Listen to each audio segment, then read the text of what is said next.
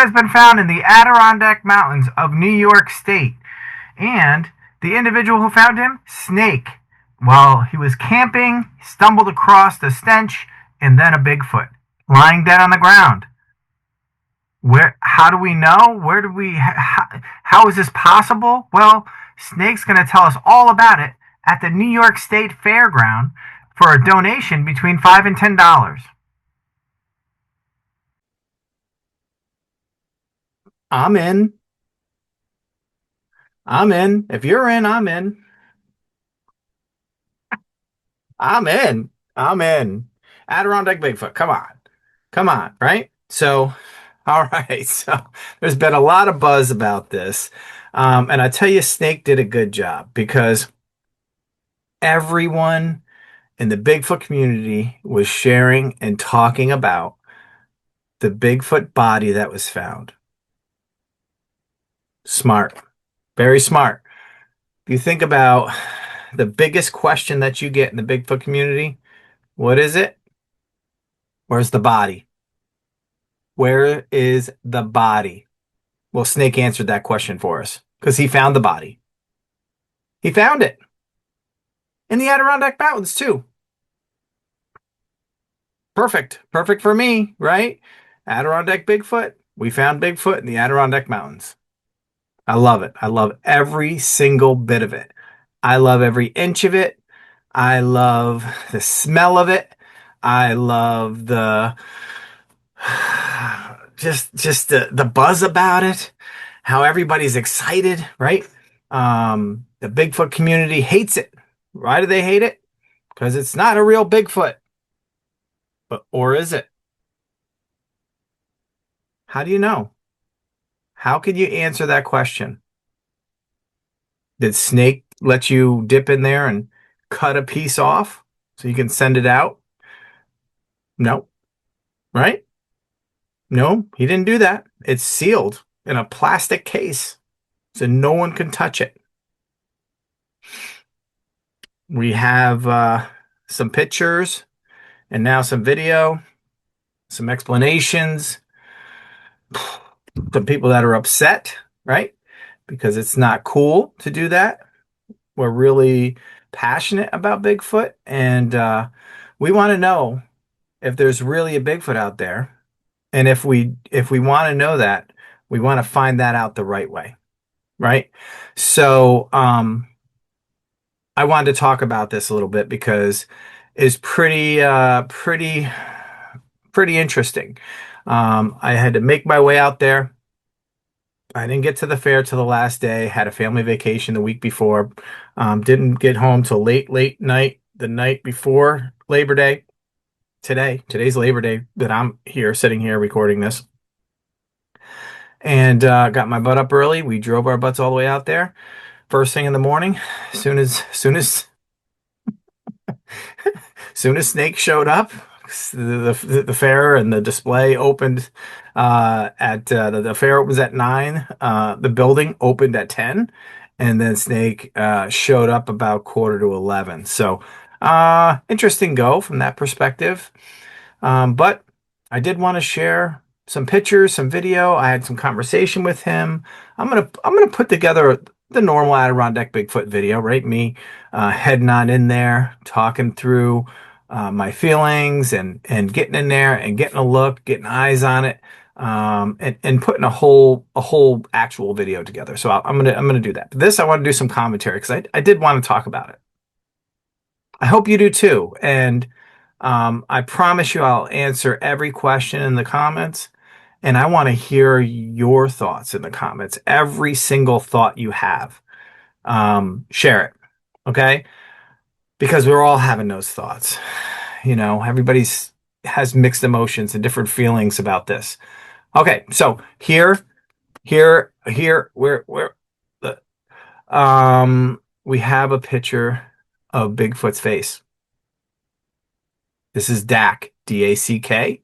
The Snake named him Dak because he was found in the Adirondacks. And that is the name of this Bigfoot. All right. So here's a close-up picture of his face. What do you think? I'm not sure, right?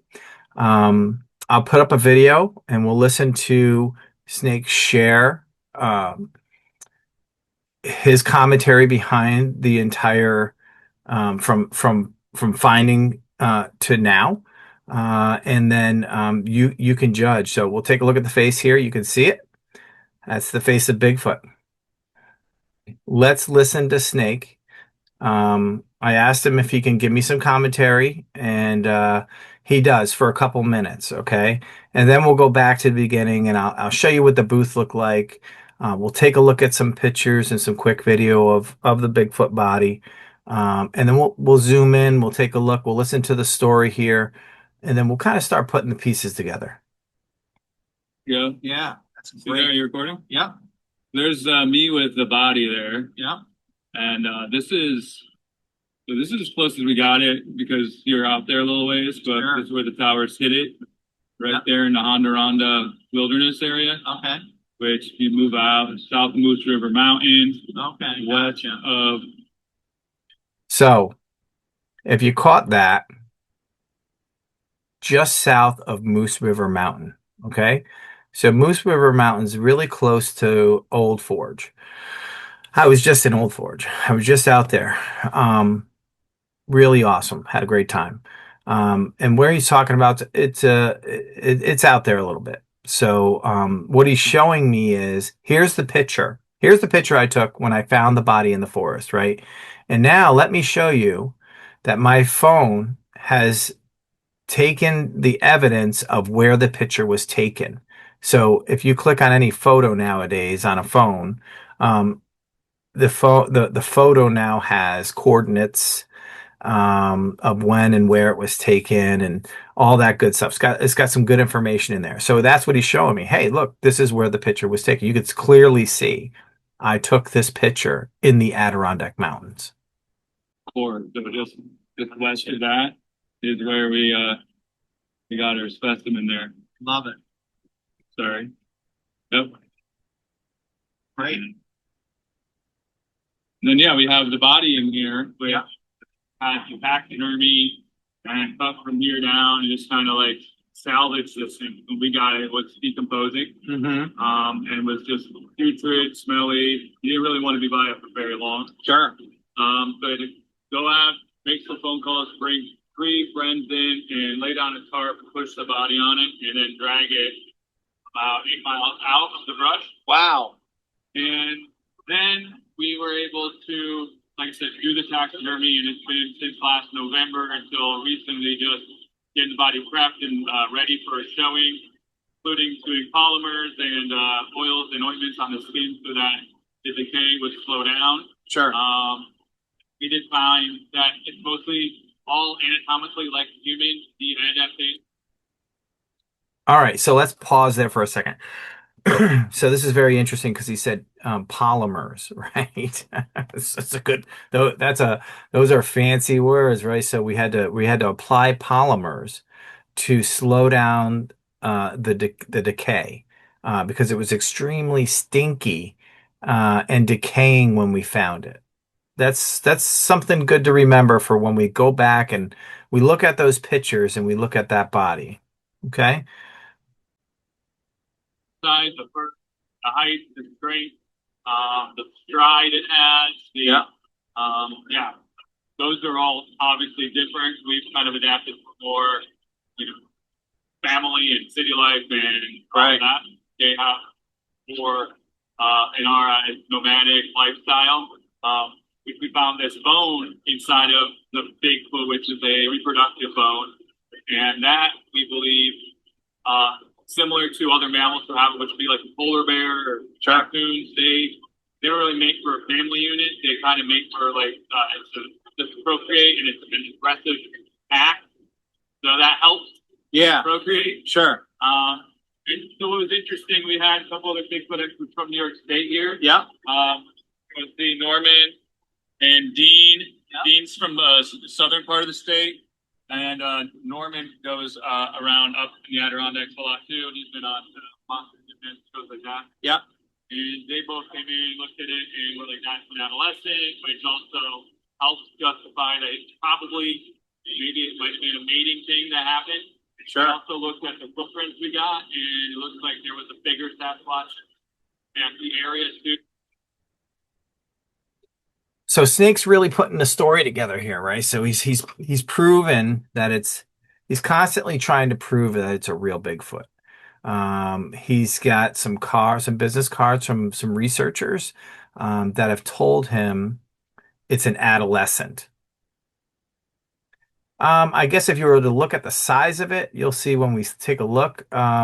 These walls are made by two by fours, and they maybe are 10 feet long, so the box may be 8 foot. And what's inside the box is smaller than 8 feet. So you'll see that. So that if you're trying to put the pieces together, you can, I feel he's grabbing pieces, to build his story as he goes. So let's reproductive bone. Hmm. The other, I saw a dead body. Yeah. Now we think that there was an altercation. Oh, wow. That's why this Sasquatch wound up in where it was. Right. It's case right now. So that it opens a whole nother Pandora's box. So Yeah. they're violent, they're aggressive towards each other. How do we fit into the puzzle?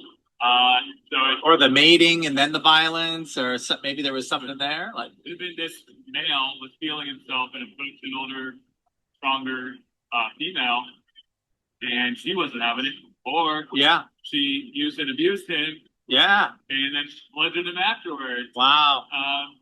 I love it. Maybe they do that because they don't want this male to then go after their kids or something like that. Competition, Yeah. scarcity. We did send some the DNA, fur and blood, fecal matter to the lab. The only one that we were able to push through was the veterinarian bio DNA lab at Cornell. So it's not their actual human genome. They were able to process it as best they can and show that basically this has more Neanderthal DNA. We all have some Neanderthal Sure. DNA. Yeah. This has a lot more. So, my limited insight on for people who I've been talking to, like when we did separate 40,000 plus years ago from Neanderthal, we kind of diverged on two different paths where humans became more city dwelling and family and community based, and they became more wilderness driven and gotcha. adapted that way. Now, I love it. I love what he's saying, right? He's saying, "Hey, Cornell told us it's Neanderthal DNA mostly."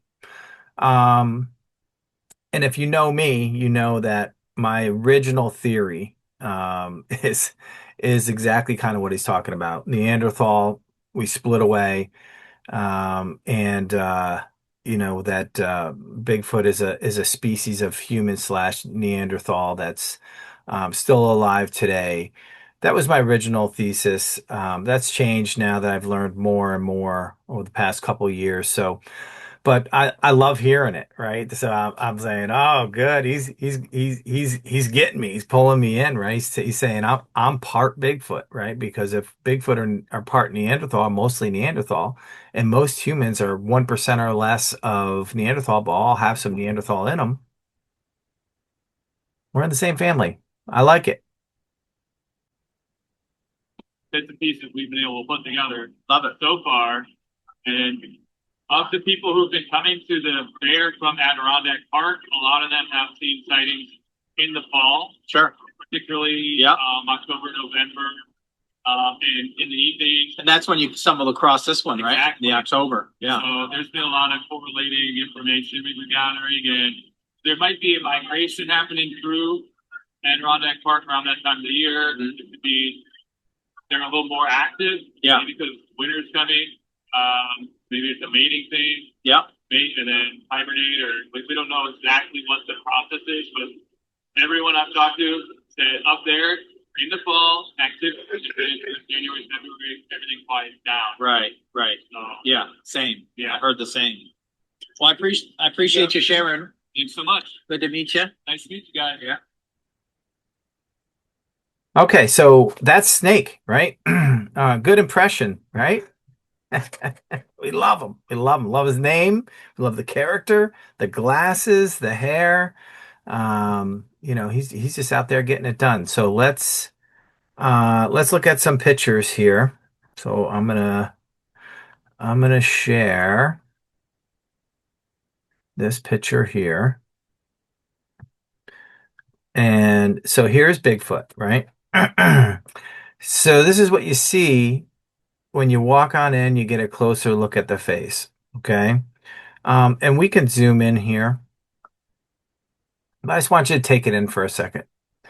I notice a few things here and right off the bat, you go, nope, this is definitely not real, right?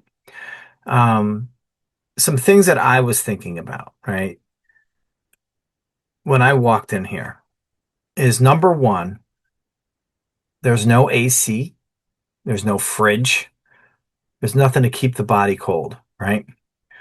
This is plexiglass and basic cheap wood you'd buy at the Home Depot. Um, and if this is a decaying body, right? So it doesn't matter what you've done to it. There's going to be some smells, some bugs, some visible decay, right? So applying polymers to the skin is not going to keep the body from decaying since last October. Some of the things that I was thinking about as I walked in and I looked at this. Um, so so that got me going, what are we doing here? This is definitely a no-go for me, right? Um, and then I'm really looking. I'm saying, well, he told a good story, right? They opened it up, they took all the guts out, they embalmed it. I think he said taxidermy. He used that term. Polymers to keep the decay away. But he also said he found it in the forest, decaying already, and the stench was horrid, right? So that doesn't translate to what we're looking at here. That's what I'm saying. So let's take a closer look. So let's look at the face. All right. Now, these eyes look interesting, right? Because you got to say, hey, if the eyes would probably rot out, then maybe this is what they would look like right after that. The problem I have is there's no other rotting, right? There's no other decay, nothing, right? Um, So I'm not seeing a lot there. So then going in further and looking, right, you can see a crack here. Crack over here by the nose, right? You see the polymers. You can see these spots, the splatters. Um, and it kind of looks like almost like, brush strokes. So I'm just calling out what I see. I could be completely wrong. So I'm just going by what my feelings are. Let me know what your feelings are. What are you seeing? What do you think about these eyes? Does something seem off? Does it seem like it's possible? Because I'm not 100% sure. The pieces I'm putting together, like the lips are plump, like perfect lips. Um, Definitely can see the polymers. How the hair is clumpy and fluffy, and even the clumps coming out of the nose seem a little off. The way the mustache is grown, the eyebrows are on there. Um, just seems a little off, right? Let's look closer at the fur. There's some blood here on the fur, it looks like. Maybe a hole there. Something here. Not sure. Just interesting. Very interesting, right? Okay, let's take a look. Let's see. Okay, here we go. There we go. There's another look at him. Here's the whole body. So I would say that the box is probably 8 feet. The room, I think, was had to be about 10 foot maybe. So when you say that, that is definitely more around 6 foot, right? Maybe. Here's a closer look at the toes. Here's a look at the hand. It's like it's breaking and peeling. Not sure about that. This hand is a much closer look. Applying polymers. Um, there's a leaf in the fur, clumps of fur on the knuckles, peeling, nails embedded.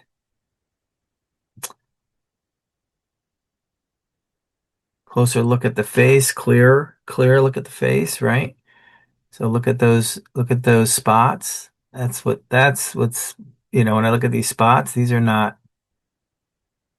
wouldn't be just spots, painted spots. They'd be holes. So maybe not. Yeah. Video when I walked in there, you can see the whole thing here. Said they cut him open, took all the innards out, so I guess that's why he's flat. Interesting. Now, the more I think about this, let me stop sharing for a second. There we go. Okay. So the more I think about this, there's a lot of different ways to look at it, right? So I've talked to Bigfooters that are enraged. This is just not good. This guy is a fraud. He's a fake, and he's faking it all. He's a hoaxer. Snake very well could be these things, okay? Do I know the answer to that? No. Does anyone else? Not that I know of. Now, I like to have an open mind. I am not a researcher in the from the point where I'm trying to find Bigfoot. I'd love to find Bigfoot. I'd love it. I believe he's real, and I would love the opportunity to find Bigfoot. I call myself an investigative journalist. The reason why I do that is because I'm really interested in sharing encounters, in sharing experiences that people had. Someone's had a Bigfoot experience and they'd like to share it. I'd like to be a part of that. I'd like to go investigate the area where they had the encounter if possible. And that's what I do. And that's, if you see my content, that's pretty much it, right? So I'm not going in the woods at night with thermal cameras banging on trees and hooting and hollering. I'm not doing that. Maybe one day I might try it. I don't know. I'm thinking about it. I'd like a thermal camera, but I'm scared. So, um, so here's my thesis. Here's what I've come up with. Snake is snake. Snake's not in the Bigfoot community. Snake's not. He's not. He's not. He is now, but he's not, right? Now, has anybody ever heard of the bearded woman? Has anybody ever paid to see a mermaid at a sideshow? How about the two-headed baby? We've seen and heard of these things before, right? Where do you see and hear of them? At the fair, right? It's a sideshow. You pay some money, you flip somebody a quarter, you go look at the mermaid. And when you look at it, you go, that's not a real mermaid. But for a quarter, why not, right? I think that's what we have going on here, right? And I wouldn't say that that is a hoax. I would say that is a traditional long-term art form called sideshow, right? That's what it is. Now, can we prove that mermaid's not real? Think anybody ever has, right? We don't know. So the same thing here. Unless he takes the screws out of that coffin and says, take a piece with you, get it tested yourself. I'm going to take the whole Bigfoot community and I'm going to bring them this body and I'm going to allow this to happen. Everybody's going to take a piece and test this thing and find out if it's a real Bigfoot or not. It's never going to happen. Snake's going to hang on to this thing and get every dollar he can out of it. And I'm okay with that. I donated. I don't have my pin. I left it in the car. I saw Bigfoot. I got a pin. I got a pin. I had to pay $2 for the pin on my way out. Um, so very interesting, right? And I know it was a bit of a buzz. I know it's got some people really upset. I don't think it's a big deal. I think that it's just part of the culture. We see fake pictures every day. We see people claiming to have seen Bigfoot that are not being truthful. We come across these things every day in the community, so it's not a big deal, right? But some people are making it a real big deal, and I think they're doing it for clicks and comments. I'm not looking at it from that perspective. I'm looking at it as if you go to the state fair and you see that there is a body of a Bigfoot there, you better cough up that $5 and go take a look. You better, because it might be the last time in your entire life you're going to be able to see a Bigfoot in real life and talk about it and tell people about it. So, um, take the art form for what it is, enjoy it, have some fun with it. I have Snake's cell phone number. I did not attack him or bash him in any way, shape, or form. I just wanted to learn more about who he is, what he's doing, what he has, and just see what the future holds. And I'm going to be a part of that because I have his contact information.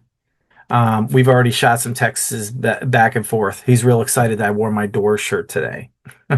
He was jamming out to the Doors after I left. He wanted to be sure to share that with me. If I could get my hands on that body, I'm gonna.